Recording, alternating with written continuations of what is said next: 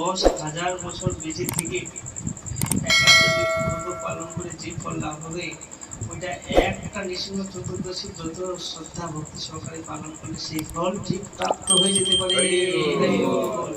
তো শুধু ভক্তমণ্ডলী, বিশ্ববাসী ভক্তমণ্ডলী, শ্রদ্ধাবান ভক্তগণ, এই সুবর্ণ সুযোগ আপনারা গ্রহণ করুন, মানব জীবন ধন্য করুন।